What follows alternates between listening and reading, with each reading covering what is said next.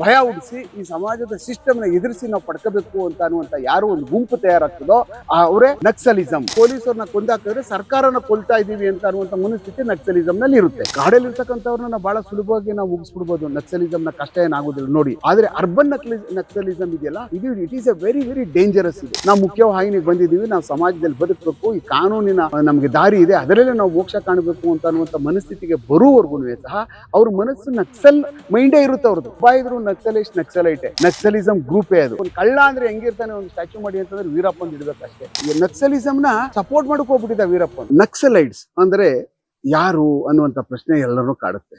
ಅಂತ ಅಂದ್ರೆ ಯುವ ಜನತೆಗೆ ಸಾಮಾನ್ಯವಾಗಿ ಇದನ್ನೆಲ್ಲ ತಿಳ್ಕೊಳಕ್ ಹೋಗುದಿಲ್ಲ.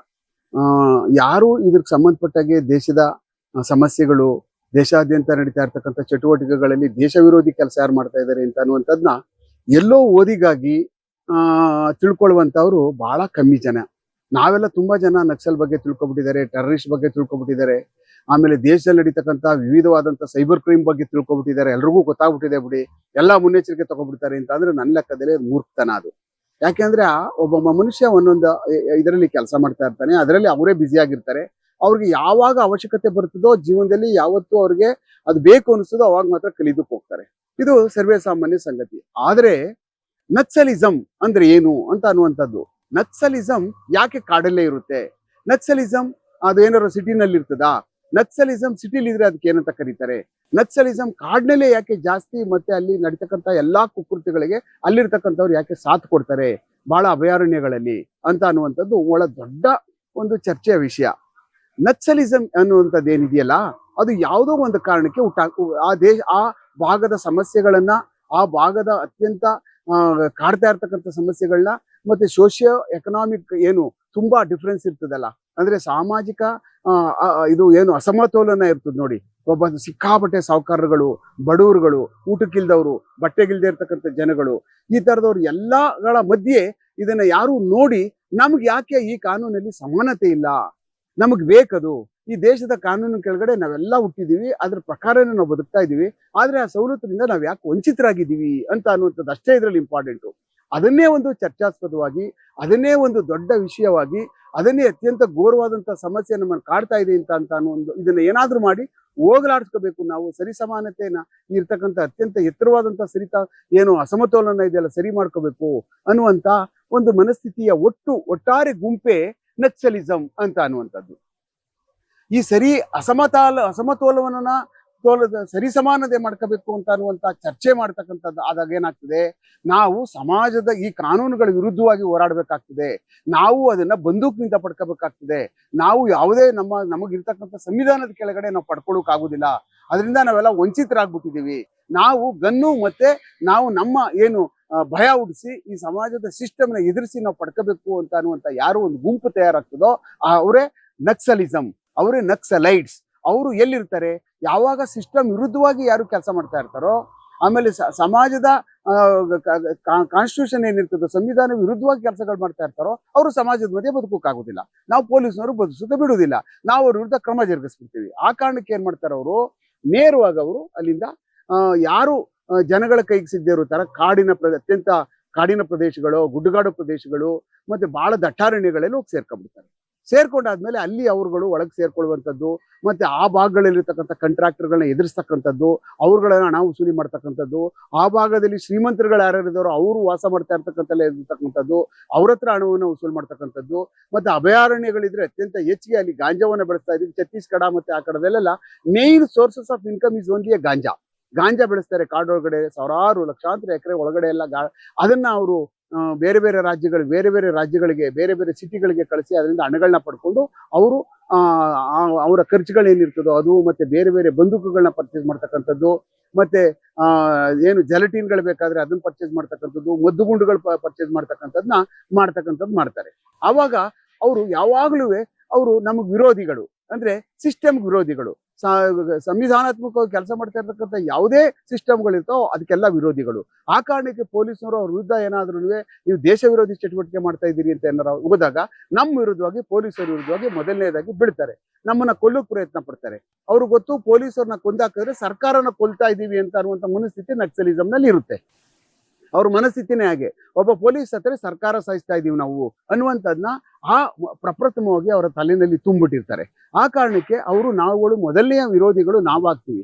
ಆಮೇಲೆ ಹಣಕ್ಕಾಗಿ ಕೆಲವಷ್ಟೆಲ್ಲ ಒಳಗಡೆ ಅಪರಾಧಗಳನ್ನ ಮಾಡ್ತಕ್ಕಂಥದ್ದು ಇರ್ತದೆ, ಕಿಡ್ನಾಪಿಂಗ್ ಮಾಡ್ತಕ್ಕಂಥದ್ದು ಇರ್ತದೆ, ಕಾಂಟ್ರಾಕ್ಟರ್ಸ್ಗಳನ್ನ, ಮತ್ತೆ ಕಾಡಿನ ಉತ್ಪನ್ನಗಳನ್ನ ಯಾರ್ಯಾರು ಅಲ್ಲಿಂದ ತಗೊಂಡೋಗಿ ಸರ್ಕಾರದ ವತಿಯಿಂದ ಆಕ್ಷನ್ಗಳು ಮಾಡ್ಕೊಂಡು ಹೋಗ್ತಾ ಇರ್ತಾರಲ್ಲ, ಅವ್ರನ್ನ ಮೂಲಾದಾಯವಾಗಿ ಮಾಡ್ಕೊಬಿಡ್ತಾರೆ ಇವರು. ಹೀಗೆ ನಕ್ಸಲಿಸಂ ಕಾಡಿನಲ್ಲಿ ಬೆಳೆದಿಕ್ಕೆ ಹಲವಾರು ಕಾರಣಗಳಿರ್ತವೆ. ಆ ಭಾಗದ ಸಾಮಾಜಿಕ ಪರಿಸ್ಥಿತಿ, ಆ ಭಾಗದ ಸಾಮಾಜಿಕ ಅಸಮತೋಲನ, ಆ ಭಾಗದ ಜನರನ್ನ ಅತ್ಯಂತ ಶ್ರೀಮಂತರುಗಳು ಆಗಲಿ ಹಣವುಳ್ಳವರು ತುಳಿತಕ್ಕಂಥದ್ದು, ಇದನ್ನೆಲ್ಲ ನೋಡಿ ಆ ರೊಚ್ಚಿಗೆದ್ದ ಗುಂಪು ಒಂದು ಏನು ಗೆರಿಲ್ಲಾ ವಾರ್ಫೇರ್ ಅನ್ನ ಅನುಸರಿಸ್ತಕ್ಕಂಥದ್ದನ್ನ ಈಗ ನಾವು ಛತ್ತೀಸ್ಗಢ ಮತ್ತೆ ಬಿಹಾರ ಪ್ರಾಂತ್ಯಗಳು, ಮಧ್ಯಪ್ರದೇಶ ಭಾಗ್ಯಗಳಲ್ಲಿ ನಾವು ಈಗಾಗಲೇ ನೋಡ್ತಾ ಇದ್ದೀವಿ. ಅವರು ಯಾರು ಹೀಗೆ ಅವ್ರು ನಮ್ಮದ್ದೇನೆ ಇರ್ತಾರೆ. ಕೆಲವಷ್ಟು ದಿವಸ ಅವರು ಎಲ್ಲ ನಮ್ಮದ್ದೇನೆ ವಾಸ ಮಾಡ್ಕೊಂಡಿರ್ತಾರೆ, ನಮಗ್ ಗೊತ್ತೇ ಆಗುದಿಲ್ಲ. ಮತ್ತೆ ಹೋಗಿ ಕಾಡು ಸೇರ್ಕೋತಾರೆ, ಮತ್ತೆ ಅಲ್ಲಿ ಕಾಡಲ್ಲಿ ನಮ್ಮ ವಿರುದ್ಧವಾಗಿ ಚಟುವಟಿಕೆ ಮಾಡ್ತಾರೆ, ನಮ್ಮನ್ನೇ ಪೊಲೀಸರು ಕೊಂದಿರ್ತಾರೆ, ಮತ್ತೆ ಜನಗಳ ಮಧ್ಯೆ ಬಂದು ಸೇರ್ಕೊಳ್ತಾರೆ. ಆಮೇಲೆ ಯಾರ್ದು ಇವ್ರನ್ನ ಇನ್ಫಾರ್ಮೇಶನ್ ಹಳ್ಳಿಗಳವ್ರು ಕೊಡಲ್ರು. ನೇರವಾಗಿ ಏನಾದ್ರು ಆ ಥರದ್ದು ಏನಾದ್ರು ಇನ್ಫಾರ್ಮೇಶನ್ ಏನಾದ್ರು ಕೊಡ್ತು ಅಂತ ಅಂದ್ರೆ ಹಳ್ಳಿಗರು ಆ ಹಳ್ಳಿಗಳಲ್ಲಿ ಅವ್ರನ್ನ ಸಂಪೂರ್ಣ ಪ್ರಮಾಣದಲ್ಲಿ ಕೊಲ್ತಕ್ಕಂಥ ಕೆಲಸ ಮಾಡ್ತಾರೆ. ಮತ್ತೆ ಅವ್ರನ್ನ ಹಳ್ಳಿನ ಬಿಟ್ಟು ಓಡಿಸ್ಬಿಡ್ತಾರೆ, ಯಾವ ಕಾರಣಕ್ಕೂ ಬದುಕಕ್ಕೆ ಬಿಡುದಿಲ್ಲ. ಆ ಕಾರಣಕ್ಕೋಸ್ಕರನೇ ಪೊಲೀಸರ ಇನ್ಫಾರ್ಮೇಶನ್ ನಕ್ಸಲೈಟ್ಗೆ ಅಲ್ಲಿರ್ತಕ್ಕಂಥ ಜನ ಎದುರ್ಕೊಂಡು ಕೊಡ್ತಾರ ಹೊರತು ನಮ್ಮ ಇನ್ಫಾರ್ಮೇಶನ್, ಅವ್ರ ಇನ್ಫಾರ್ಮೇಶನ್ ನಮ್ಗೆ ಯಾವುದೇ ಕಾರಣಾಂತರದಿಂದ ಒಂದೇ ಒಂದು ಚಿಕ್ಕ ಇನ್ಫಾರ್ಮೇಶನ್ ಮಾಹಿತಿನೇ ಆಗ್ಲಿ ನಕ್ಸಲಿಸಮ್ದ ನಮ್ಗೆ ಕೊಡುದಿಲ್ಲ. ಆ ಕಾರಣಕ್ಕೋಸ್ಕರನೇ ನಮ್ಗೆ ಏನು ಅಲ್ಲಿ ಇರ್ತಕ್ಕಂಥ ಸೋರ್ಸಸ್ ಆಫ್ ಇನ್ಫಾರ್ಮೇಶನ್ ಅಂತ ಕರಿತೀವಲ್ಲ, ಈಗ ವೀರಪ್ಪನ ವಿರುದ್ಧವಾಗಿ 2004 ಪಾಪರ್ಪಟ್ಟಿನಲ್ಲಿ ಅವ್ರಿಗೆ ಎನ್ಕೌಂಟರ್ ಆಗುವವರೆಗೂ, ಪಾಪರ್ಪಟ್ಟಿವರೆಗೂ ಅಲ್ಲಿ 2004 ಸಾಯುವವರೆಗೂ ಏನೇನೆಲ್ಲ ನಾವೆಲ್ಲ ನೋಡಿದ್ದೀವಿ. ಬದುಕಿದ್ದಾಗ ಯಾರೂ ಸಹ ವೀರಪ್ಪನ ಬಗ್ಗೆ ಮಾತಾಡ್ತಾ ಇರ್ಲಿಲ್ಲ. ಆದ್ರೆ ಈಗ ಬದುಕಿ ಸತ್ತೋಗ್ಬಿಟ್ಟಾದ್ಮೇಲೆ ನೀವು ಯಾರಾದ್ರೂ ಕ್ಯಾಮ್ರಾ ಹೋದ್ರೆ ಸಹ ರಸ್ತೆನಲ್ಲಿ ನಾನು ವೀರಪ್ಪನ ಜೊತೆ ಇದ್ದೆ, ನಾನು ವೀರಪ್ಪನ ಜೊತೆ ಒಂದು 5-6 ತಿಂಗಳ ಕಾಲ ಕಳೆದೆ, 3 ವರ್ಷ ಇದ್ದೆ, 4 ವರ್ಷ ಇದ್ದೆ, ಈಗ ಓಡ್ ಬಂದು ನಿಮ್ ಮುಂದೆ ನಿಂತ್ಕೋತಾರೆ. ಆಗ ನಾವು ಪೊಲೀಸರು ಜೀಪ್ ಕೊಂಡ್ರೆ ಸಾಕು, ಹೊಲ ಉಳ್ತಾ ಇದ್ರೆ ರನ್ನಿಂಗ್ ರೇಸ್ ಹೊಡೆದ್ ಬಿಡೋರು. ಏನಾದ್ರು ಬರ್ತಾ ಇದ್ರೆ ತಾಳಪ್ಪ ಯಾಕಪ್ಪ ಪೊಲೀಸರು ಬರ್ತಾವ್ರೆ, ನಮ್ನ ಏನಾರ ಕೇಳ್ಬಿಡ್ತಾರೆ, ಇದು ಗೊತ್ತಾಗ ಪೊಲೀಸನು ಏನು ವೀರಪ್ಪ ನಮ್ಗೆ ಹೊಡೆದ್ ಬಿಡ್ತಾನೆ ಅಂತ. ಹಂಗೆ ಭಯದ ವಾತಾವರಣವನ್ನ ಈ ನಕ್ಸಲೈಟ್ಸ್ಗಳು ಸೃಷ್ಟಿ ಮಾಡ್ತಾರೆ ನಮ್ಗೆ ಪೂರ್ಣ ಪ್ರಮಾಣದಲ್ಲಿ. ಆ ಕಾರಣಕ್ಕೆ ಅವರು ಕೆಂಪು ಅಂತ ಅಂದ್ರೆ ನಾವು ರಕ್ತದ ಮೂಲಕ ನಾವು ಎದುರಿಸೇ ನಾವು ನಮ್ಮ ಸಾಮಾಜಿಕ ಅಸಮತೋಲನತೆಯನ್ನ ನಾವು ಮಾಡ್ತೀವಿ, ನಾವು ತಗೋತೀವಿ ಅಂತ ಅನ್ನುವಂತ ಒಂದು ತಲೆಗೆ ತುಂಬಿರ್ತಕ್ಕಂಥ ಬ್ರೈನ್ ವಾಶ್ ಮಾಡಿ ಅವ್ರನ್ನ ಇಟ್ಕೊಂಡಿರ್ತಕ್ಕಂಥ ಒಂದು ಕೆಲವಷ್ಟು ಸಮೂಹ ಇದ್ರ ಬಗ್ಗೆ ಹೋರಾಟ ಮಾಡ್ತಾರೆ. ಅವ್ರು ಎಲ್ರೂ ಸಹ ಇದ್ರ ಪೂರ್ಣ ಪ್ರಮಾಣದಲ್ಲಿ ಅವ್ರು ಬ್ರೈನ್ ವಾಶ್ ಆಗ್ಬಿಟ್ಟವ್ರೆ ಅಂತ ಅಲ್ಲ, ಹೊಟ್ಟೆಪಾಡ್ಗೂ ಹೋಗ್ತಾರೆ. ಇಲ್ಲಿಗೆ ದುಡ್ಡು ಸಿಗುತ್ತೆ, ಅಲ್ಲಿ ಹೋದ್ರೆ ಕಾಡಿಲ್ ಹೋದ್ರೆ ಹೆಂಗೋ ಒಂದು ತಿಂಗಳಿಗೆ ಒಂದು 5,000, 10,000, 20,000 ದುಡ್ಡು ಸಿಗುತ್ತೆ. ಅವ್ರದ್ದು ಕ್ಯಾಂಪಲ್ಲಿ ಇದ್ರೆ ನಾವ್ ಯಾಗೋ ಹೊಟ್ಟೆ ಹುರ್ಕೋಬಹುದು, ನಮ್ಗೆ ಹೆಂಗೋ ಸಮಸ್ಯೆ ಬಗ್ಗೆ ಇರುತ್ತದೆ ಅಂತ ಅನ್ನುವಂತಹ ಜನನೂ ಅಲ್ಲಿ ಹೋಗಿ ನಕ್ಸಲಿಸಮ್ ಅಲ್ಲಿ ಇದ್ದು ವಾಪಸ್ ಬರ್ತಕ್ಕಂಥದ್ದು ನೋಡಿದೀವಿ ನಾವು. ಆದ್ರೆ ನಮ್ಮ ನಕ್ಸಲಿಸಮ್ಗೂ ಟೆರರಿಸ್ಟ್ಗೂ ವ್ಯತ್ಯಾಸ ಇರ್ತದೆ. ನಕ್ಸಲಿಸಂ ಅವ್ರ ಅಸಮತೋಲನತೆಯನ್ನ ಹೋರಾಟ ಮಾಡೋದಕ್ಕೆ ನಮ್ಮ ವಿರುದ್ಧವಾಗಿ, ನಮ್ಮ ಕಾನೂನು ವಿರುದ್ಧವಾಗಿ ಅವ್ರುಗಳು ಹೋರಾಟ ಮಾಡ್ತಾ ಇದ್ರೆ, ಟೆರರಿಸ್ಟ್ಗಳು ದೇಶ ವಿರೋಧಿ ಚಟುವಟಿಕೆ ಮಾಡ್ತಾ ಇರ್ತಾರೆ. ಅವ್ರದೇ ಆದಂತಹ ಅಜೆಂಡಗಳಿರ್ತವೆ, ಅವ್ರದೇ ಆದಂತಹ ಏನು ನಮ್ದು ಇಸ್ಲಾಮಿಕ್ ಕೆಲಫೇಟ್ ಮಾಡಬೇಕು ಈ ಪ್ರಪಂಚನ, ಏಷ್ಯಾ ಖಂಡ ಎಲ್ಲ ಅಂತ ಅನ್ನುವಂಥ ಅವ್ರ ಮನಸ್ಥಿತಿಗಳು, ಅವ್ರ ಮ್ಯಾಪ್ಗಳೇ ಬದಲಾವಣೆ. ಅದ್ರಲ್ಲಿ ಭಾರತನೂ ಸೇರ್ಕೊಂಡಿರುತ್ತೆ, ಎಲ್ಲ ಏನು ನಮ್ಮ ಮಧ್ಯಪ್ರಾಚ್ಯ ದೇಶಗಳಿದು ಅದ್ರ ಜೊತೆನಲ್ಲೇ ಭಾರತನೂ ಸೇರ್ಕೊಂಡ್ಬಿಟ್ಟಿದೆ. ಅವ್ರು ಮಾಡ್ಕೊಂಡಿರ್ತಕ್ಕಂಥ ಮ್ಯಾಪ್ಗಳು ಅವ್ರ ಅಂತ ಮನಸ್ಥಿತಿ. ನಾವು ಈ ದೇಶನ ಆ ತರ ಮಾಡ್ಬೇಕು ಅನ್ನುವಂಥ ಮನಸ್ಥಿತಿನಲ್ಲಿ, ಇಸ್ಲಾಮೈಸೇಷನ್ ಮಾಡ್ತಕ್ಕಂಥ ಅನ್ನುವಂಥ ಮನಸ್ಥಿತಿನಲ್ಲಿ ಅವ್ರು ಬ್ರೈನ್ ವಾಶ್ ಆಗಿರ್ತಾರೆ. ಆ ಕಾರಣಕ್ಕೋಸ್ಕರನೇ ಈ ಇಸ್ಲಾಮೈಸೇಷನ್ ನಾವು ಮಾಡಬೇಕು, ಅದನ್ನ ಏನಾದ್ರೂ ಮಾಡಿ ನಾವು ಇದನ್ನ ಪಡಿಲೇಬೇಕು ಅಂತ ಅನ್ನುವಂಥ ಒಂದು ವರ್ಗ ನಿರಂತರವಾಗಿ ಸಮಾಜ ವಿರೋಧಿ ಕೆಲಸ ಮತ್ತೆ ದೇಶ ವಿರೋಧಿ ಕೆಲಸ ಮಾಡ್ತಾ ಇರ್ತಾರಲ್ಲ, ಅವ್ರಿಗೆಲ್ಲ ಟೆರರಿಸ್ಟ್ ಅಂತ ಕರಿತೀವಿ ನಾವು. ಅವರು ದೇಶ ವಿರೋಧಿ ಕೆಲಸನ ಪ್ರತಿದಿನ ಮಾಡ್ತಾ ಇರ್ತಕ್ಕಂಥವ್ರಿಗೆ ದೇಶ ವಿರೋಧಿಗಳು, ಟೆರರಿಸ್ಟ್ ಅಂತ ಕರಿತೀವಿ. ನಕ್ಸಲೈಟ್ಗಳು ನಮ್ಮ ಕಾನೂನಿನ, ನಮ್ಮ ಮಣ್ಣಿನ, ನಮ್ಮ ಅಸಮತೋಲನತೆಗೆ ನಾವೇ ನ್ಯಾಯ ತಗೋತೀವಿ ಅಂತ ದೇಶ ವಿರೋಧಿ ಚಟುವಟಿಕೆ, ಕಾನೂನು ವಿರೋಧಿ ಚಟುವಟಿಕೆಗಳನ್ನ ಇಲ್ಲಿ ಮಾಡ್ತಕ್ಕಂಥವ್ರಿಗೆ ನಕ್ಸಲಿಸಮ್ ಅಂತ ಕರಿತೀವಿ. ಹಾಗಾದ್ರೆ ನಮ್ಮಲ್ಲಿ ಯಾವಾಗ ಬಂತು ನಕ್ಸಲಿಸಮ್ಮು? ನಮ್ಮಲ್ಲಿ ಪ್ರಾರಂಭ ಆದದ್ದೇ ನೋಡಿ, ವೀರಪ್ಪನ್ ಏನು 2000ರಲ್ಲಿ ಏನು ನಾವು ನಕ್ಸಲಿಸಮ್ ಕೇಳಲೇ ಇಲ್ಲ ನಾವು. ಆಕ್ಚುಲಿ ಬಹಳ ಸಣ್ಣ ಮಟ್ಟದಲ್ಲಿ ಇತ್ತು ಅವಾಗ. ಸಣ್ಣ ಕುದುರೆ ಮುಖ ಏನು ಒಂದು ಅಲ್ಲಿ ಸಮಸ್ಯೆ ಬಂತು, ಅದು ಬಂದಾಗ್ಲೇನೆ ಉಟ್ಕೊಂಡಂತದ್ದು. ಏನೋ ಎಲ್ಲ ಅಲ್ಲಿ ಮೇಲ್ಗಡೆ ನಮ್ಗೆ ತೊಂದರೆ ಆಗ್ತಾ ಇದೆ, ಸಿಕ್ಕಾಬಟ್ಟೆ ನಾವು ಬದುಕೋಕ್ ಆಗ್ತಾ ಇಲ್ಲ, ಆಮೇಲೆ ನಮ್ಮನ್ನ ಪ್ರೊಟೆಕ್ಷನ್ ನಮ್ಮ ಕಾಡಿನಲ್ಲಿ ತುಂಬಾ ಒಳಗಡೆಗೆ ಏನು ಬಿಡಲ್ಲ, ನಾವು ಬದುಕೋಕ್ ಆಗ್ತಾ ಇಲ್ಲ, ಒಳಗಡೆ ಏನು ಜೀವನನೇ ಮಾಡೋಕ್ ಆಗ್ತಾ ಇಲ್ಲ, ನಾವೇನ್ ಮನುಷ್ಯರಲ್ವಾ, ನಮ್ಗೆ ಯಾಕೆ ಇಷ್ಟು ವರ್ಷಗಳಿಂದ ನಾವಿಲ್ಲಿ 1000 ವರ್ಷಗಳಿಂದ ಕಾಡಲ್ಲಿ ಬದುಕಿದ್ದೀವಿ, ನಮ್ಮನ್ನ ಯಾಕೆ ಒಕ್ಲೆಬ್ಬಿಸ್ಬೇಕು ಅಂತ ಅನ್ನುವಂತ ಒಂದೇ ಒಂದು ಸಣ್ಣ ಸಂಘಟನೆಯಿಂದ ಪ್ರಾರಂಭ ಆದಂಥದ್ದು ಈ ಕಡೆ ಬಂದು ನಮ್ಮ ಏನು ನಲಮಲ ಫಾರೆಸ್ಟ್ ಅಲ್ಲಿ ಏನು ಬಹಳ ಅತ್ಯಂತ ಹೆಚ್ಚಿಗೆ ನಮ್ಮ ಕರ್ನಾಟಕ ಬಾರ್ಡರ್ ಏನಿತ್ತು ಬಳ್ಳಾರಿ ಮತ್ತೆ ಅನಂತಪುರ ಡಿಸ್ಟಿಕ್ ಅಲ್ಲಿರ್ತಕ್ಕಂಥ ಒಂದು ನಕ್ಸಲಿಸಂಗೆ ಸಣ್ಣದಾಗಿ ಬಂದು ಒಂದು ಕೊಂಡಿ ಬಂದು ಸೇರ್ಕೊಳ್ತು. ಅದಾದ್ಮೇಲೆ ಹಾಗೆ ಹಬ್ಬಿಕೊಂಡು ನಕ್ಸಲಿಸಂ ಎಲ್ಲಿವರೆಗೂ ಹೋಯ್ತು ಅಂದ್ರೆ ಬಿಹಾರದವರೆಗೂ ಹೋಗ್ಬಿಡ್ತು. ಮಧ್ಯಪ್ರದೇಶದ ಮುಖಾಂತರ, ಛತ್ತೀಸ್ಗಢದ ಮುಖಾಂತರ ನಮ್ಮ ಏನು ವೆಸ್ಟರ್ನ್ ಘಾಟ್ಸ್ ಅಂಟ್ಕೊಬಿಡ್ತು. ಎಲ್ಲಿವರೆಗೂ ಯಾವಾಗ ಅಂಟ್ಕೋತು ಅಂದ್ರೆ 2002 2003 ಆವಾಗ ನಮ್ಮಲ್ಲೂ ಸಹ ನಕ್ಸಲೈಟ್ಗಳು ಮತ್ತೆ ಅಲ್ಲಿ ಎದುರಿಸುವಂಥದ್ದು, ಕರಪತ್ರಗಳಾಗ್ತಕ್ಕಂಥದ್ದು, ನಾವು ನಮ್ಮ ಸಂಘಟನೆ ಮಾಡ್ಕೊಂಡಿದ್ದೀವಿ, ನಾವು ಬಿಡಲ್ಲ, ನಾವು ನಮ್ಮ ಸ್ವತಂತ್ರವನ್ನ ಪಡ್ಕೊಳ್ತೀವಿ ಅಂತ ಅನ್ನುವಂತಹ ದೇಶ ವಿರೋಧಿ ಮತ್ತೆ ಸಮಾಜ ವಿರೋಧಿ ಕೆಲಸಗಳನ್ನ ಮಾಡ್ತಾ ಇರ್ತಕ್ಕಂಥ ಒಕ್ಕಣೆಗಳು, ಪುಸ್ತಕಗಳು, ಬ್ಯಾನರ್ಗಳು, ಬಂಟಿಂಗ್ಸ್ಗಳು ಮತ್ತೆ ಪಾಂಪ್ಲೆಟ್ಗಳು ಹರಿದಾಡೋಕೆ ಪ್ರಾರಂಭ ಆಯ್ತು. ಆವಾಗ್ಲೇನೆ ನಾವು ಅತ್ಯಂತ ಸಕ್ರಿಯವಾಗಿ ಗರಿಲ್ಲಾದಲ್ಲಿ ಬಹಳ ಚೆನ್ನಾಗಿ ಯಶಸ್ವಿಯಾಗಿ ಕೆಲಸ ಮಾಡ್ತಾ ಇರ್ತಕ್ಕಂಥ 2004 ಪಾಪರ್ಪಟ್ಟಿನಲ್ಲಿ ಏನು ಇವನು ಎನ್ಕೌಂಟರ್ ಆದ್ಮೇಲೆ ಅದನ್ನ ನೇರವಾಗಿ ನಮ್ಮಲ್ಲಿ ಯಾವುದೇ ತರವಾದಂತಹ ಒಂದು ನಕ್ಸಲ್ ಫೋರ್ಸ್ ಇರಲಿಲ್ಲ. ಆ ಸಮಯದಲ್ಲಿ ಅದನ್ನ ಒಂದು ನಕ್ಸಲ್ ಫೋರ್ಸ್ ಆಗಿ ನಮ್ಮಲ್ಲಿ ವೆಸ್ಟರ್ನ್ ಘಾಟ್ಸ್ ಒಳಗಡೆ ಕಾರ್ಕಳದಲ್ಲಿ ಒಂದು ಸ್ಟೇಷನ್ ಆಗಿ ಅದು ಪ್ರಾರಂಭ ಆಯ್ತು. ಪೂರ್ತಿ ಏನು ವೀರಪ್ಪನ ಕಾರ್ಯಾಚರಣೆಯಲ್ಲಿ ಕೆಲಸ ಮಾಡ್ತಾ ಇರ್ತಕ್ಕಂಥವ್ರು ನಮ್ಮ KSRP ಎಲ್ಲ ಜನ ಸಹ ನಕ್ಸಲಿಸಂಗೆ ಹೋರಾಟಕ್ಕೆ, ನಕ್ಸಲಿಸಂನ ಕಡಿಮೆ ಮಾಡೋದಕ್ಕೆ, ನಕ್ಸಲಿಸಂನ ಮುಗಿಸುವುದಕ್ಕೆ, ಈ ರಾಜ್ಯದಿಂದ ತೊಡೆದಾಕೋದಕ್ಕೆ ಅಲ್ಲಿ ಹೋಗಿ ಸೇರ್ಕೊಳ್ತು. ಅದು ಏನಾಯ್ತು, ನಮ್ಮ ಏನು ISD ಬರ್ತದಲ್ಲ, ಇಂಟರ್ನಲ್ ಸೆಕ್ಯೂರಿಟಿ ಡಿವಿಷನ್ ಅಂತ ಏನು ಬರ್ತದೋ ನಮ್ಮ ಪೊಲೀಸ್ ಇಲಾಖೆಯಲ್ಲಿ, ಆ ಭಾಗದಲ್ಲಿ ಒಂದು ಭಾಗ ಈ ನಮ್ಮ ಆಂಟಿ ನಕ್ಸಲ್ ಫೋರ್ಸ್ ಅಂತ ನಮ್ಮಲ್ಲಿ ಎಲ್ಲಾ ಜನ ಕೆಲಸ ಮಾಡ್ತಾರೆ. ಅದು ನಮ್ಮ ಏನು ನಮ್ಮ DG ADG ಇದ್ದಾರೆ, DG ಕೆಲವಾರು ಬಾರಿ ಇರ್ತಾರೆ ISD ಚೀಫ್ ಆಗಿ, ಒಂದೊಂದು ಬಾರಿ ADG ಇರ್ತಾರೆ.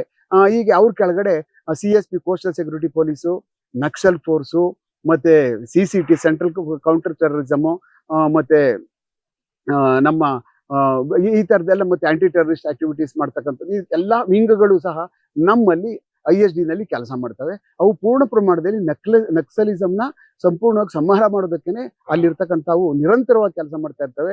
ಅವರ ಕಾರ್ಯಚಟುವಟಿಕೆಗಳನ್ನ ಮತ್ತೆ ಅವ್ರು ಯಾರ್ಯಾರು ಸಂಬಂಧಗಳು ಮತ್ತೆ ಮಾನಿಟರಿ ಬೆನಿಫಿಟ್ಸ್ಗಳು ಯಾರ್ಯಾರು ಕೊಡ್ತಾ ಇದ್ದಾರೆ, ಮತ್ತೆ ಅವ್ರಿಗೆ ಯಾರ್ಯಾರು ಅರ್ಬನ್ ನಕ್ಸಲ್ಸ್ ಅಂತ ಏನ್ ಕರಿತೀವೋ, ನಗರಗಳಲ್ಲಿ ಉಳ್ಕೊಂಡು ಮಾನಸಿಕ ಸ್ಥಿತಿಗಳನ್ನ, ಅಸಮತೋಲನ, ಸಣ್ಣ ಪುಟ್ಟ ಏನೋ ವ್ಯತ್ಯಾಸ ಮಾಡ್ಕೊಂಡು ಅವ್ರಿಗೆ ಇಂಡೈರೆಕ್ಟ್ ಆಗಿ ಸಪೋರ್ಟ್ ಮಾಡ್ತಕ್ಕಂಥದ್ದು, ಮತ್ತೆ ಸಿಟಿಗಳಲ್ಲೇ ಉಳ್ಕೊಂಡು ಕಾನೂನು ವಿರೋಧಿ ಮತ್ತೆ ನಮ್ಮ ಸಂವಿಧಾನಾತ್ಮಕ ವಿರೋಧಿಯಾದಂಥ ಚಟುವಟಿಕೆಗಳನ್ನ ಮಾಡ್ತಾ ಇರ್ತಕ್ಕಂಥವ್ರು ನೇರವಾಗಿ ಅವ್ರ ಜೊತೆ ಸಂಪರ್ಕ ಇಟ್ಕೊಂಡು ಅವ್ರಿಗೆ ಇಲ್ಲಿಂದನೇ ಸಹ ಹಣಕಾಸನ್ನ ಒದಗಿಸ್ತಕ್ಕಂಥದ್ದು, ಸಿಟಿಯಿಂದ ದುಡ್ಡು ಕಲೆಕ್ಟ್ ಮಾಡ್ತಕ್ಕಂಥದ್ದು, ಹಲವಾರು ಪ್ರಕರಣಗಳನ್ನ ಬೇಯಿಸಿ ರಿಜಿಸ್ಟರ್ ಮಾಡಿ ಈ ತರ ನಕ್ಸಲಿಸಂನ ಅರ್ಬನ್ ಅಲ್ಲಿ ಇರ್ತಕ್ಕಂಥವ್ರು ಅವ್ರಿಗೆ ಸಪೋರ್ಟ್ ಮಾಡ್ತಾ ಇರ್ತಕ್ಕಂಥದ್ದು ನಮ್ಮಲ್ಲಿ ದಾಖಲಾತಿಗಳ ಮುಖಾಂತರ ಮತ್ತೆ ಕೇಸ್ಗಳ ಮುಖಾಂತರ ನಮ್ಮ ISD ನಲ್ಲಿ ಇರ್ತಕ್ಕಂಥದ್ದು ಇದೆ. ಆ ಕಾರಣಕ್ಕೆ ಅದು ಕಾಡಲ್ಲಿರ್ತಕ್ಕಂಥವ್ರನ್ನ ಬಹಳ ಸುಲಭವಾಗಿ ನಾವು ಮುಗಿಸ್ಬಿಡ್ಬೋದು, ನಕ್ಸಲಿಸಂನ ಕಷ್ಟ ಏನಾಗೋದಿಲ್ಲ ನೋಡಿ. ಆದ್ರೆ ಅರ್ಬನ್ ನಕ್ಸಲಿಸಂ ಇದೆಯಲ್ಲ, it is A very very dangerous. ಇದು ಬಹಳ ಬೇರೆ ಎಲ್ಲಿಗೋ ತಗೊಂಡು ಹೋಗ್ತದೆ ಇದನ್ನ. ಒಳಗಡೆ ಕೂತ್ಕೊಂಡು ಅವರ ಮನಸ್ಥಿತಿಗಳು ಏನೋ ಹೆಚ್ಚು ಕಡಿಮೆ ಆಗಿರ್ತವೆ, ಅವ್ರ ಮನಸ್ಥಿತಿನ ಸರಿ ಮಾಡ್ಕೊಳ್ಳೋಕ್ಕೋಸ್ಕರನೇ ಇನ್ನೊಬ್ಬರ ಮನಸ್ಥಿತಿನ ಕೆಡಿಸ್ತಕ್ಕಂಥದ್ದು, ರಾಜ್ಯದ ಒಂದು ಸುಸ್ಥಿರತೆ ಮತ್ತೆ ರಾಜ್ಯದ ಏನು ಕಾನೂನು ಸುವ್ಯವಸ್ಥೆಗೆ ಭಂಗ ಬರ್ತಕ್ಕಂಥವನ್ನ ಒಳಗಡೆ ಕೂತ್ಕೊಂಡು ಮಾಡ್ತಕ್ಕಂಥದ್ದು. ಹಾಗೆ ಅವೇ ತುಂಬಾ ದೂರದ್ದೇನಲ್ಲ, ಬಟ್ ಪ್ಲಾನು, ಎಕ್ಸಿಕ್ಯೂಷನ್ ಮತ್ತೆ ಫೈನಾನ್ಷಿಯಲ್ ಸಪೋರ್ಟ್ಗಳನ್ನು ಅರ್ಬನ್ ನಕ್ಸಲಿಸಂನು ನೇರವಾಗಿ ಕಾಡಲ್ಲಿರ್ತಕ್ಕಂಥ ನಕ್ಸಲೈಟ್ಸ್ಗಳಿಗೆ ಮಾಡಿರ್ತಕ್ಕಂಥ ಹಲವಾರು ಕೇಸ್ಗಳು ಸಹ ಇದುವರೆಗೂ ದಾಖಲಾಗಿದ್ದಾವೆ. ಮತ್ತೆ ಹಲವಾರು ಈ ಒಂದು ವಿಚಾರದಲ್ಲಿ ದಸ್ತಗಿರಿಯಾಗಿ ಜೈಲನ್ನ ಅನುಭವಿಸ್ತಾ ಇರ್ತಕ್ಕಂಥವ್ರು ಈಗಲೂ ಇದ್ದಾರೆ. ಆದ್ರೆ ಬರ್ತಾ ಬರ್ತಾ ಏನು ನೀವು ಇದು ವೀಕ್ ಆಗ್ಬಿಡ್ತಾ ನಕ್ಸಲೈಟ್ಸು, ಎದುರ್ಕೊಬಿಟ್ರ ವಿಕ್ರಮ್ ಗೌಡ? ಇಲ್ಲ, ಅವರು ವೀಕು ಸ್ಟ್ರಾಂಗು ಅನ್ನೋ ಪ್ರಶ್ನೆನೇ ಇಲ್ಲ. ಯಾಕೆಂದ್ರೆ ಅವ್ರ ಬ್ರೈನ್ ಎಲ್ಲಿವರೆಗೂ ಕೆಲಸ ಮಾಡ್ತದೋ, ಅವ್ರ ಬ್ರೈನ್ ಎಲ್ಲಿವರೆಗೂ ಆ ತರದಿಂದ ಆಚೆ ಬ್ರೈನ್ ವಾಶ್ ಆಗಲ್ವೋ, ನಾವು ಮುಖ್ಯವಾಹಿನಿಗೆ ಬಂದಿದ್ದೀವಿ, ನಾವು ಸಮಾಜದಲ್ಲಿ ಬದುಕಬೇಕು, ಈ ಕಾನೂನಿನ ಇದರಲ್ಲಿ ಏನು ನಮ್ಗೆ ದಾರಿ ಇದೆ ಅದರಲ್ಲೇ ನಾವು ಮೋಕ್ಷ ಕಾಣಬೇಕು ಅಂತ ಅನ್ನುವಂಥ ಮನಸ್ಥಿತಿಗೆ ಬರುವವರೆಗೂ ಸಹ ಅವ್ರ ಮನಸ್ಸು ನಕ್ಸಲ್ ಮೈಂಡೇ ಇರುತ್ತೆ ಅವ್ರದ್ದು. ಅದರಿಂದ ಆಚೆ ಬರ್ಬೇಕಾದ್ರೆ ಬಹಳ ತುಂಬಾ ಸಮಯ ತಗೊಳುತ್ತೆ. ಆ ಕಾರಣಕ್ಕೋಸ್ಕರನೇ ಯಾರು ಈಗಾಗಲೇ ಬಂದಿದ್ದಾರೋ, ನಿಜ ಬಂದಿದ್ದು ಒಳ್ಳೇದೇ ಆಯ್ತು. ನಾನು 2 ಬಾರಿನೂ ಸಹ ISD ನಲ್ಲಿದ್ದೆ. ಅವಾಗ್ಲೂ ಸಹ ನಾವು ಈ ನಕ್ಸಲೈಟ್ಸ್ಗಳನ್ನ ಏನೀಗ ದಸ್ತಗಿರಿ ಮಾಡಿರ್ತಕ್ಕಂಥವ್ರನ್ನ ಕೇಳಿ ಹೋದಾಗ ಮಡಿಕೇರಿ ಕಡೆ ಇದ್ದಾರೆ, ಇಲ್ಲ ಕೇರಳಕ್ಕೆ ಹೋಗ್ಬಿಟ್ರು, ಇಲ್ಲ ಎಲ್ಲೋ ಆ ಕಡೆ ಆಂಧ್ರ ಕಡೆಗೆ ಹೋಗ್ಬಿಟ್ಟಿದ್ದಾರೆ, ಛತ್ತೀಸ್ಗಢ ಕಡೆ ಹೋಗ್ಬಿಟ್ಟಿದ್ದಾರೆ ಅಂತ ಅಂದ್ಬಿಟ್ಟು ನಾವು ಸುಮಾರು ಸಾರಿ ಅವ್ರು ಕಾಣಿಸ್ಕೊಂಡದ್ದು ಉಂಟು. ಹಲವಾರು ಮನೆಗಳಿಗೆ ಬಂದು ಊಟ ತಗೊಂಡೋದ್ದು ಉಂಟು. ಕೆಲವು ಜನ ಎದುರಿಸಿ ಅವ್ರಿಗೆ ದುಡ್ಡುಗಳನ್ನ ತಗೊಂಡೋಗಿರ್ತಕ್ಕಂಥದ್ದು, ಮತ್ತೆ ಹಲವಾರು ಬಾರಿ ಕೇರಳದಲ್ಲಿ ಸಿಗಾಕೊಂಡು ಅಲ್ಲೂ ಕೆಲವು ಜನ ಎನ್ಕೌಂಟರ್ ಆಗಿ ಹೋಗಿದ್ದುಂಟು. ಹೀಗೆ ವೀಕೇನ್ ಅಂತ ಅನ್ನಿಸ್ತಾ ನಮ್ಗೇನ್ ಅಂತಿರ್ಲಿಲ್ಲ. ಇವ್ರ ಚಟುವಟಿಕೆಗಳು ಒಬ್ಬ ಇದ್ರು ನಕ್ಸಲೈಟೆ, ನಕ್ಸಲಿಸಂ ಗ್ರೂಪೇ ಅದು. ಅವ್ನು ಮತ್ತೆ ಪ್ರೊಡ್ಯೂಸ್ ಮಾಡ್ಕೊಬಿಡ್ತಾನೆ. ಅದೊಂಥರ ನಮ್ಮ ಕಡೆ ಗರ್ಕೆ ಬೇರ್ ಇದ್ದಂಗೆ, ಅದು ಕರಿತೀವಲ್ಲ, ಎಲ್ಲೋ ಒಂದ್ ಕಡೆ ಬಿಟ್ರೆ ಸಾಕು ಇಡೀ ಹೊಲ ಅಂಟ್ಕೊಬಿಡುತ್ತೆ. ಒಬ್ಬ ಉಳ್ಕೊಂಡ್ರು ಸಾಕು ಅಂತ ಮನಸ್ಥಿತಿ ಅವನು 10 ಜನ 10ರಿಂದ 100 ಜನ 100 ಆ ತರ ಸಂಪಾದನೆ ಮಾಡ್ಕೊಂಡು ಹೋಗ್ಬಿಡ್ತಾರೆ. ಬದಲಾವಣೆ ಆಗ್ತಕ್ಕಂಥದ್ದು ಇರ್ತದೆ. ಆ ಕಾರಣಕ್ಕೆ ಇದನ್ನ ಯಾವ ಕಾರಣಕ್ಕೂ ಬೆಳವಣಿಗೆ ಆಗಬಾರದು ದೇಶದಲ್ಲಿ. ಯಾಕೆಂದ್ರೆ ದೇಶ ವಿರೋಧಿ ಕೆಲಸ ಮಾಡ್ತಕ್ಕಂಥದ್ದು, ಸಮಾಜ ವಿರೋಧಿ ಕೆಲಸವನ್ನ ನಾವು ಮಾಡಿ ಈ ಸಿಸ್ಟಮ್ನ ಗೆಲ್ತೀವಿ, ಈ ಸಿಸ್ಟಮ್ ಒಳಗಡೆ ನಾವು ಗ್ಯಾರಂಟಿ ಗೆದ್ದು ಈಚೆ ಬರ್ತೀವಿ, ನಾವು ನಮ್ಮನ್ನ ಸಮಾನತೆಯನ್ನ ನಾವು ತಗೊಳ್ತೀವಿ ಅಂತ ಅನ್ನುವಂಥದ್ದು ಏನಿದೆಯಲ್ಲ, ಅದು ನನ್ನ ಲೆಕ್ಕದಲ್ಲಿ ಅದು ಹುಚ್ಚರ ಪರಮಾವಧಿ. ಅದರಿಂದ ಏನು ಪ್ರಯೋಜನಕ್ಕೆ ಆಗೋದಿಲ್ಲ, ಅದ್ರ ಸಕ್ಸಸ್ ಆಗೋಕ್ ಆಗೋದಿಲ್ಲ. ಈ ಜಗತ್ತಲ್ಲಿ ಯಾರೂ ಈ ನಮ್ಮ ಕಾನೂನಿನ ಸಿಸ್ಟಮ್ಗಳೇನಿರ್ತದೋ, ದೇಶದ ಸರ್ಕಾರಗಳು ನಡೀತಾವಲ್ಲ, ಅದ್ರ ವಿರುದ್ಧವಾಗಿ ಯಾರೂ ಬದುಕೋಕ್ ಸಾಧ್ಯ ಆಗಲ್ಲ. ಯಾರೋ ಅದ್ರ ವಿರುದ್ಧವಾಗಿ ಬದುಕಿ ನಾನು ತೋರಿಸಿದೀನಿ, ನಾನು ನೋಡಿ ಈಗ ಮಾಡ್ತಾ ಇದ್ದೀನಿ ಅಂತ ಅನ್ನುವಂಥದ್ದು ಏನಾದ್ರು ಅಕಸ್ಮಾತ್ ಈ ಏಷ್ಯಾ ಖಂಡದಲ್ಲೇ ಬಹಳ ದಿವಸ ಯಾರು ಅಂದ್ರೆ ಅವನೊಬ್ಬ ವೀರಪ್ಪನೇ. ಇಡೀ ನನ್ನ ಲೆಕ್ಕದಲ್ಲಿ ಏಷ್ಯಾ ಖಂಡದಲ್ಲೇ ಅತ್ಯಂತ ಯಾರು ದೊಡ್ಡ ಕಳ್ಳ ಅಂತ ಏನಾದ್ರು ಒಂದು ಅಕಸ್ಮಾತ್ ಏನಾದ್ರು ಎಲ್ಲಾದ್ರೂ ಒಬ್ಬನ ಕಳ್ಳ ಅಂದ್ರೆ ಹೆಂಗಿರ್ತಾನೆ, ಒಂದು ಸ್ಟ್ಯಾಚ್ಯೂ ಮಾಡಿ ಅಂತಂದ್ರೆ ವೀರಪ್ಪನ್ ಇಡ್ಬೇಕಷ್ಟೇ. ಯಾಕೆಂದ್ರೆ ಈ ದೇಶದ ಫೋರ್ಸ್ಗಳೇ ಅವನನ್ನ 82ನೇ ಇಸ್ವಿನಲ್ಲಿ ತಪ್ಪಿಸ್ಕೊಂಡೋದಂತ ಅವನು ಮನುಷ್ಯ. ನಿರಂತರವಾಗ ಅಲ್ಲಿಂದ ನಮಗೆ 2004ವರೆಗೂ ಅವನು ಇಷ್ಟು KSRP ಬಂತು, BSF ಬಂತು, ಎಲ್ಲಾ ರಾಜ್ಯದ ದೇಶದ ಅತ್ಯಂತ ಎತ್ತರವಾದಂತ ಬಹಳ ಉನ್ನತ ಅಧಿಕಾರಿಗಳು ಬಂದ್ರು. ಆದ್ರೂ ಅವನನ್ನ ನಾವು ಬಗ್ಗು ಬಡಿಕಾಗ್ಲಿಲ್ಲ ಕಾಡಿನಲ್ಲಿ ಅಂತಂದ್ರೆ ಹೇಗಿದೆ ನೋಡಿ ಒಂದು ಗೆರಿಲ್ಲಾ ವಾರ್ಫೇರ್ ತಾಕತ್ತು. ಅದೇ ಗೆರಿಲ್ಲಾ ವಾರ್ಫೇರ್ ಅಲ್ಲಿ ಯಾವುದೇ ಒಬ್ಬ ಮನುಷ್ಯ ಸಕ್ಸಸ್ ಆಗ್ತಾನೆ ಅಂತ ಅಂದ್ರೆ ಆ ಕಾಡೊಳಗಡೆ ಮತ್ತೆ ಅಲ್ಲಿ ಬದುಕೊಂಡು ಊಟ ಹಂಚ್ಕೊಂಡು ಆ ಗುಂಪನ್ನ ಕಟ್ಟಿದವ್ರಿಗೆ ಅವ್ರಿಗೆ ಆಹಾರಗಳನ್ನ ಸಪ್ಲೈ ಮಾಡ್ಕೊಂಡು ಮತ್ತೆ ಎಲ್ಲಾನು ಮಾಡ್ಬೇಕು ಅಂತಂದ್ರೆ ಅವನು ಪ್ರತಿ ದಿವಸ ಎಷ್ಟು ಕೆಲಸ ಮಾಡ್ಬೇಕು, ಅವನು ಎಷ್ಟು ದುಡಿಬೇಕು, ಅವನು ಎಷ್ಟು ಇನ್ಫಾರ್ಮೇಶನ್ ಕಲೆಕ್ಟ್ ಮಾಡ್ಬೇಕು, ಗುಂಡೇಟ್ ತಪ್ಪಿಸ್ಕೋಬೇಕು, ಜನಗಳಿಂದ ಇನ್ಫಾರ್ಮೇಶನ್ ಮಾಹಿತಿ ಕಲೆಕ್ಟ್ ಮಾಡ್ಕೋಬೇಕು, ದುಡ್ಡು ಸಂಪಾದನೆ ಮಾಡ್ಬೇಕು, ಆಮೇಲೆ ಮದ್ದುಗುಂಡುಗಳು ಬೇಕು, ಮತ್ತೆ ಅವ್ರಿಗೆ ಪೊಲೀಸ್ನವ್ರಿಗೆ ಅಟ್ಯಾಕ್ ಮಾಡ್ಬೇಕು, ಅವಾಗ್ಲೇನೆ ಇವ್ರನ್ನ ಕೊಲ್ತಕ್ಕಂಥದ್ದು, ಪೊಲೀಸರುಗಳು ಕಂಡ್ರೆ ಸಾಕು ಹೊಡೆದಾಕ್ತಾರೆ, ಅದರಿಂದ ತಪ್ಪಿಸ್ಕೋಬೇಕು. ಇಂಥದ್ದೆಲ್ಲಾ ಮಾಡಬೇಕು ಅಂತಂದ್ರೆ ನನ್ನ ಲೆಕ್ಕದಲ್ಲಿ ಅತ್ಯಂತ ಪರಿಣಿತಿ ಬೇಕು. ಆ ಪರಿಣಿತಿ ಅಷ್ಟು ಸುಲಭಕ್ಕೆ ಸಂಪಾದನೆ ಆಗುದಿಲ್ಲ ನಮ್ಮ ರಾಜ್ಯದಲ್ಲಿ, ಬಹಳ ಕಷ್ಟ ಇದೆ. ಯಾಕೆ ಅಂತಂದ್ರೆ ತಮಿಳುನಾಡು ಭಾಗದಲ್ಲಿ ಕೇರಳ 3 ಫಾರೆಸ್ಟ್ ಇತ್ತು, ಹೇಗೋ ಅಲ್ಲಿ ಬಹಳ ವರ್ಷಗಳ ಕಾಲ ಒಂದ್ ಕಾಲದಲ್ಲಿ ನಕ್ಸಲಿಸಮ್ನ ಸಪೋರ್ಟ್ ಮಾಡಕ್ ಹೋಗ್ಬಿಟ್ಟಿದ್ದ ವೀರಪ್ಪನ್. ಯಾಕೆಂದ್ರೆ ನಾವೆಲ್ಲ ನೋಡಿದೀವಿ, ನಕ್ಸಲೈಟ್ಗಳಿಗೆ ಸಿಂಪತಿ ಇತ್ತು, ನಕ್ಸಲೈಟ್ ಇಂದ ವೆಪನ್ಗಳು ಬಂದಿದ್ದಾವೆ ಇವ್ರಿಗೆ.